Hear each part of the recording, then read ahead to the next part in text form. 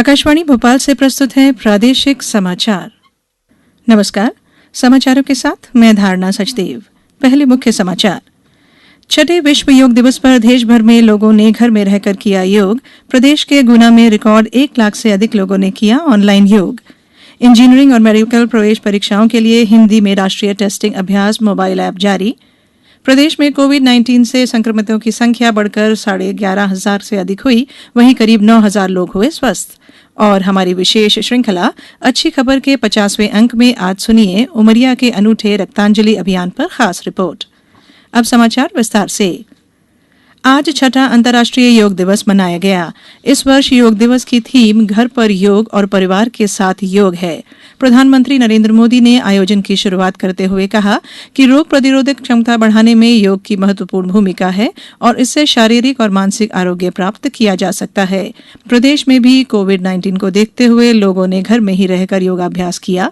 मुख्यमंत्री शिवराज सिंह चौहान ने योग का महत्व बताते हुए लोगों से प्रतिदिन योग करने का आह्वान किया। उन्होंने भी अपने परिवार के साथ घर में ही योग किया। हमारे गुना संवाददाता ने बताया कि जिले में गुना करेगा योग अभियान के तहत रिकॉर्ड 1 लाख से अधिक लोगों ने ऑनलाइन योगाभ्यास किया। गुना कलेक्टर एस विश्वनाथन ने बताया कि इसका उद्देश्य लोगों को योग के प्रति जागरूक करना है। 12 बजे करीब ऑलमोस्ट 1 लाख के ऊपर लोग कंफर्मेशन दिया है कि वो लोग ऑनलाइन योगा के माध्यम से इस बार पार्टिसिपेट किया और ये नंबर शाम तक वो बढ़ते जा रहे हैं। तो ये एक बहुत सराहनीय काम है एंड ये एक उत्साहवर्धन काम है, क्योंकि पूरा गुना जिले का सब पब्लिक इसके लिए पूरा एनर्जी एंथुसियाज्म के साथ ये लोग पार्टिसिपेट किया। ये ऑनलाइन योगा के माध्यम से योगा का भी बहुत अच्छी तरह से प्रचार किया। बैतूल में विभिन्न संगठनों द्वारा सोशल डिस्टेंसिंग का पालन करते हुए योग किया गया। शिवपुरी में भारत तिब्बत सीमा पुलिस बल के जवानों ने भी सोशल डिस्टेंसिंग का पालन करते हुए योग किया। शाजापुर, उमरिया, छतरपुर सहित प्रदेश के सभी जिलों से योग दिवस मनाए जाने के समाचार मिले हैं।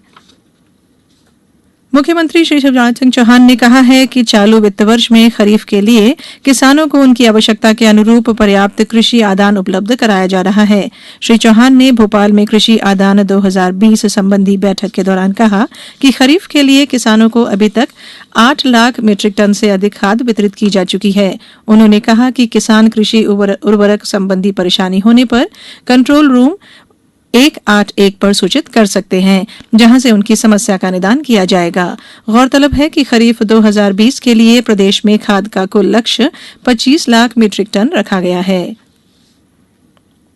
राज्य विधानसभा का मानसून सत्र 20 जुलाई से शुरू होगा, जिसमें महत्वपूर्ण शासकीय विधि विषयक और वित्तीय कार्य संपादित किए जाएंगे। विधानसभा के प्रमुख सचिव एपी सिंह ने बताया कि सत्र के दौरान सदन की 5 बैठकें होंगी। इस संबंध में अधिसूचना जारी कर दी गई है। इस वर्ष का पहला वलयाकार सूर्य ग्रहण आज देखा गया। यह ग्रहण ऐसे समय में हुआ जब उत्तरी गोलार्ध में सबसे लंबा दिन होता है। यह देश के विभिन्न भागों में देखा गया। ग्रहण को देखते हुए प्रदेश भर के मंदिरों के पट बंद रहे। शिवपुरी और नीमच जिले में सूर्य ग्रहण का असर देखा गया। ग्रहण के कारण सड़कें और बाजार सूने रहे।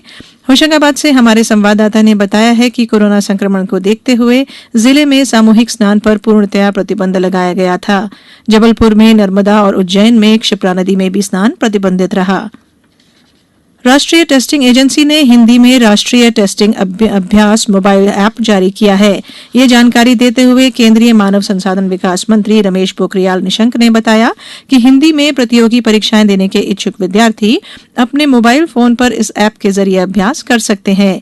केंद्रीय मंत्री ने बताया कि पिछले महीने राष्ट्रीय टेस्टिंग एजेंसी ने इंजीनियरिंग और मेडिकल की प्रतियोगी परीक्षाओं के लिए यह ऐप जारी किया। इसके जरिए छात्र अपने घरों में सुरक्षित रहकर जेईई मेन और एनईईटी नीट सहित प्रवेश परीक्षाओं की तैयारी कर सकते हैं।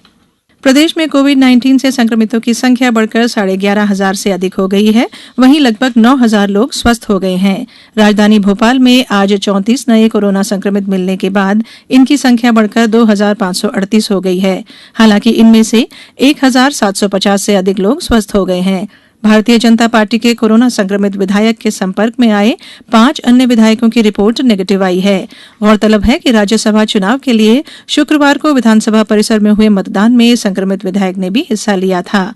इंदौर जिले में 41 नए मामले आने के बाद यहां संक्रमितों की संख्या 4,329 हो गई है, जिनमें अभी तक 3,185 लोग स्वस्थ हो चुके हैं। उज्जैन में कोरोना संक्रमित के 3 नए मामले सामने आने के बाद संक्रमितों की संख्या 826 हो गई। यहां 679 कोरोना पीड़ित स्वस्थ होकर घर पहुंच गए हैं। शहडोल संवाददाता ने बताया है कि जिले में कोरोना के मरीज तेजी से ठीक हो रहे हैं। जिले में कोरोना के कुल 17 मामले सामने आए हैं, जिनमें 14 पूरी तरह से ठीक हो गए हैं।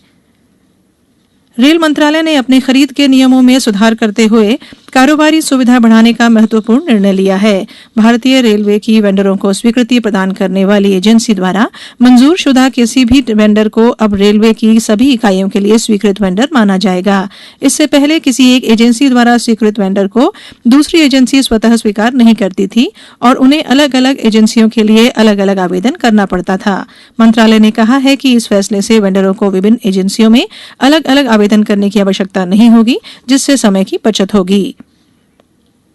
आज विश्व संगीत दिवस है। सूचना और प्रसारण मंत्री प्रकाश जावड़ेकर ने इस अवसर पर लोगों को शुभकामनाएं दी हैं। श्री जावड़ेकर ने एक ट्वीट में कहा है कि जीवन में संगीत महत्वपूर्ण भूमिका निभाता है। उन्होंने कहा कि लोग अपने जीवन में संगीत के कारण ही सबसे अच्छा समय बिताते हैं। हमारी विशेष श्रृंखला अच्छी खबर के 50वें अंक में आज सुनिए उमरिया में शुरू हुए अनूठे रक्तांजलि अभियान पर खास रिपोर्ट। अच्छी खबर में आप हर रविवार रूबरू होते हैं प्रदेश के किसी भी इलाके की उस खबर से जो सकारात्मक है और समाज को दिशा देने में मददगार हो सकती है। कोरोना संकट काल में लॉकडाउन के दौरान आम लोग घरों से बाहर नहीं निकल सके और गंभीर बीमारियों से परेशान मरीजों के लिए रक्त की कमी की स्थिति बन गई। चूंकि रक्तदाता रक्तदान नहीं कर पा रहे थे, इसलिए ब्लड बैंक में भी खून की कमी हो गई। कई मरीजों ने तो जीवन की आस ही छोड़ दी थी। ऐसे में रक्तांजलि अभियान के जरिए उमरिया पुलिस ने मदद के लिए हाथ बढ़ाया।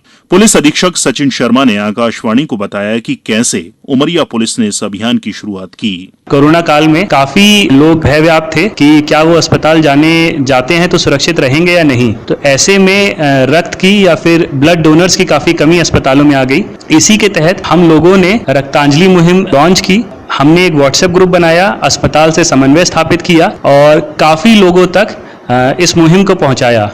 इसमें लगभग 20 से 25 पुलिस कर्मचारियों ने अलग अलग लोगों को जिनको खून की आवश्यकता थी जाके डोनेट किया और इस मुहिम को सफल बनाया। रक्तदान कर एक एनीमिक बच्चे की जान बचाने वाली महिला सब इंस्पेक्टर वर्षा बेगा ने बताया कि रक्तदान सबसे बड़ा दान है। रक्तांजलि अभियान के तहत हमने भी रक्त डोनेट किया और हम समझते हैं कि रक्तदान जो है वो महादान है। वहीं खून की अत्यधिक कमी के कारण जीवन मृत्यु से संघर्ष कर रही 45 वर्षीय राजकली यादव को भी उमरिया पुलिस की इस पहल से जीवन दान मिला। मेरे को खून की कमी थी, मैं खून की कमी से बीमार रहती थी। मेरे को पुलिस वाला खून दिया, मैं इससे ठीक हो गई। उनको मैं धन्यवाद देती हूँ। कोरोना संकट की इस घड़ी में पुलिस पहले ही दिन रात एक कर लोगों को नियमों का पालन कराकर कोरोना संक्रमण से बचाने की कोशिश में लगी हुई है। ऐसे व्यस्त दौर में वक्त निकालकर रक्तांजलि जैसा अनुकरणीय अभियान चलाना वाकई काबिले तारीफ है। उमरिया से संतोष गुप्ता की रिपोर्ट के साथ समाचार कक्ष से मैं राशिद अहमद खान। पिछले 24 घंटों के दौरान प्रदेश के रीवा और शहडोल संभागों में बारिश हुई। सिंगरौली और सीधी जिले में 5-5 सेंटीमीटर बारिश दर्ज की गई। शहडोल से हमारे संवाददाता ने बताया है कि जिले में बीते 4 दिनों से बारिश हो रही है। यहाँ किसान खरीफ फसल की बोनी करने में जुट गए हैं। उन्होंने बताया कि इस साल लगभग 2 लाख हेक्टेयर खरीफ फसल की बोनी का लक्ष्य रखा गया है। मौसम विभाग ने अगले 24 घंटों के दौरान रीवा, शहडोल संभागों तथा छिंदवाड़ा, बालाघाट, बैतूल, होशंगाबाद, रायसेन और सीहोर जिले में भारी बारिश की चेतावनी जारी की है। अब कुछ समाचार संक्षेप में। श्योपुर जिले के गांधीनगर बस्ती में टिड्डियों ने पेड़ पौधों को क्षति पहुंचाई। रतलाम जिला कलेक्टर ने कहा कि कोरोना वायरस के संक्रमण से कुक्कुट उत्पादन को किसी भी प्रकार का खतरा नहीं है। सतना जिले के अमदरा थाना अंतर्गत मोहनिया गांव में एक सड़क दुर्घटना में 2 लोगों की मौत हो गई और देश में कोरोना से स्वस्थ हुए लोगों की संख्या बढ़कर 55.49% हो गई है। कोरोना वायरस से अब तक 2,27,785 रोगी उपचार के बाद ठीक हुए हैं। अंत में मुख्य समाचार एक बार फिर। छठे विश्व योग दिवस पर देश भर में लोगों ने घर में रहकर किया योग। प्रदेश के गुना में रिकॉर्ड 1 लाख से अधिक लोगों ने किया ऑनलाइन योग। इंजीनियरिंग और मेडिकल प्रवेश परीक्षाओं के लिए हिंदी में राष्ट्रीय टेस्टिंग अभ्यास मोबाइल ऐप जारी। प्रदेश में कोविड-19 से संक्रमितों की संख्या बढ़कर 11,500 से अधिक हुई, वहीं करीब 9,000 लोग हुए स्वस्थ। और हमारी विशेष श्रृंखला अच्छी खबर के 50वें अंक में आज आपने सुनी उमरिया के अनूठे रक्तांजलि अभियान पर खास रिपोर्ट। इस बुलेटिन में इतना ही। घर में रहिए, सुरक्षित रहिए और सुनते रहिए आकाशवाणी। नमस्कार।